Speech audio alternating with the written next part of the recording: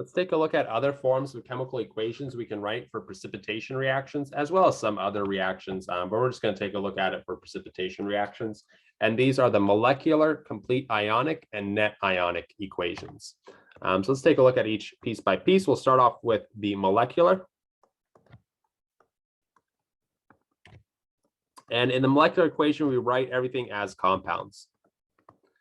And the molecular equation is most useful because it's going to be what tells you what you need to pull off the shelf, right? So for example, what we're going to do here is we're going to take our silver nitrate, which is an aqueous solution, combine it with our sodium chloride, which is an aqueous solution, to form silver chloride, which is a solid.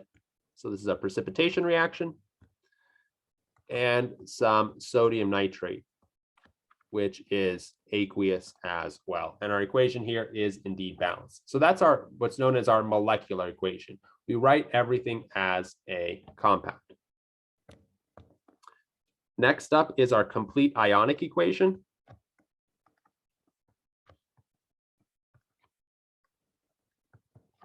So we're going to write here we're going to write everything as ions. Now we'll say write aqueous solutions as ions.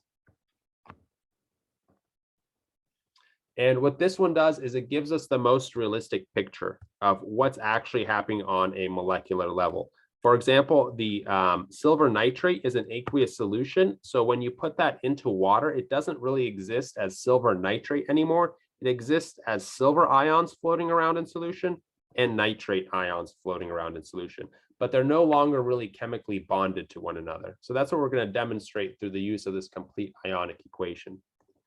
So we're going to write it as silver plus as an aqueous solution, plus NO3 minus as being aqueous, plus the sodium plus as aqueous, right, from our sodium chloride, and then the Cl minus as aqueous.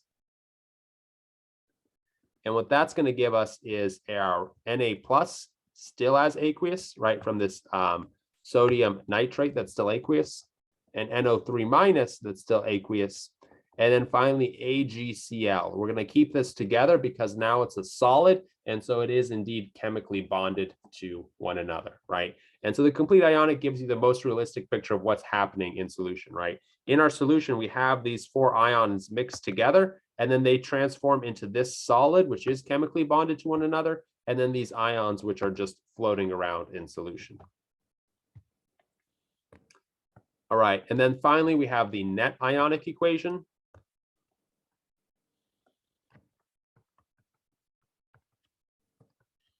And what we're going to do with the net ionic equations is we're going to get rid of spectator ions.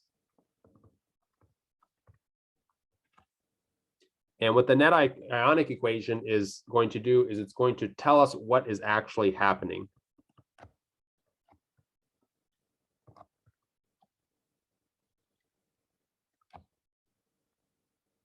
In terms of the chemistry. So what's a spectator ion? A spectator ion, as the name implies, is something that's just watching the chemical reaction occur, but it itself is not participating in that chemical reaction. And so they're going to be things that show up on the left side of our chemical equation and the right side of our chemical equation as the same exact thing. So for example, this nitrate shows up on the left side and as the right side as NO3 minus in aqueous solution. It was there in the beginning, it was there at the end. It didn't actually do anything. All it did was watch the reaction. Same thing with this sodium. It appears the same on the left side and the right side, so we're going to cancel them out. And then we see what's actually going on in our equation. What's going on in our chemical reaction here is that we have silver plus ions interacting with chloride ions to form ionic bonds and form a solid clump of silver chloride. So there are three types of equations: molecular, complete ionic, and net ionic equations.